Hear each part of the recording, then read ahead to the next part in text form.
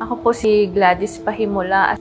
Asawa po ako ni Clyde Pahimula na member ng OBI. 11 years na po kami nagsasama ng asawa ko. 5 years old pa na yung panganay namin nang mag-abroad yung asawa ko. Kulang yung sa sahod niya at gusto niyang makapagpatayo kami ng bahay.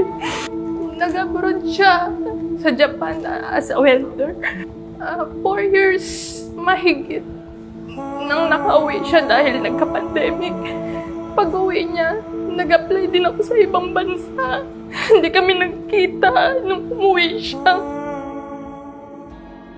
Nag-inquire po siya sa video post ko about sa business na ginagawa namin. And nagkausap kaming dalawa. Yun nga po, yung sumali po siya dito, sa totoo lang, hindi ako naniwala. May alinlangan po ako kasi pera po yung ginagamit sa pagsali niya dito. Tapos sabi niya po, huwag kang magagalit. Sabi niya, ipang-business natin to para sa inyo to.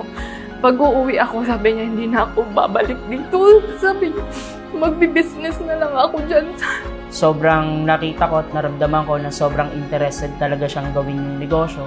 At the same time, nagustuhan niya yung products natin na Silpro. Sabi niya, nakita ko na yun nga, may nag-mentor daw po sa kanya. Yun, sobrang excited niya. Talagang uma-attend siya ng mga meetings namin, ng mga trainings namin para matutunan yung negosyo.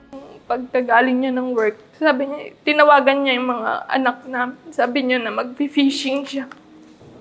Nung 9 o'clock na ng gabi, sabi nung panganay namin, Mama, tatawagan ko si Papa. Mag-good night lang kami. Nagre-ring yung cellphone niya pero hindi niya na nasagot. Nakatanggap ako ng tawag. Huwag daw ako mabibigla. Patay na daw yung asawa ko dahil nalunod lang. Sabi ko, ang galing niya lumangoy. Paano siya malulunod?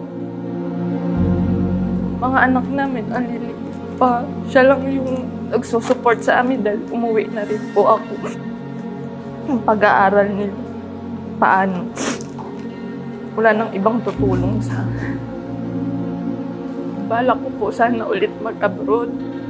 Nagpaalam ako sa mga anak. Sabi nung panganay ko, Mama, baka maulit, sabi niya po. Nireport ko po kay sir na sabi ko na na-aksidente po yung asawa ko. Tapos sabi niya, yun po na may makukuha nga daw po siya pero hindi ko po alam na may insurance. Salamat asawa ko. Salamat mahal kong Clyde. Kahit nasa Japan ka at nagtatrabaho, inisip mo pa din ang protection mo at protection ng pamilya mo. Kumuha ka pa din ng OBI Silpro. Noong nabubuhay ka, inalagaan mo kaming pamilya mo at hanggang ngayon, nasa payapa ka ng lugar, patuloy mo pa din kaming inaalagaan. Ilalagay ko po sa account ng mga anak ko kasi pinagawaan ko po talaga sila ng account nila. Doon po sa pag-aaral nila. Kasi wala naman ibang tutulong sa akin kung hindi ako na lang. Nagpapasalamat po ako sa Stronghold at OBI dahil sa nakuha kong insurance, makakatulong po ito para sa pagpapatuloy ng pag-aaral ng mga anak ko at para sa mga gastusin namin.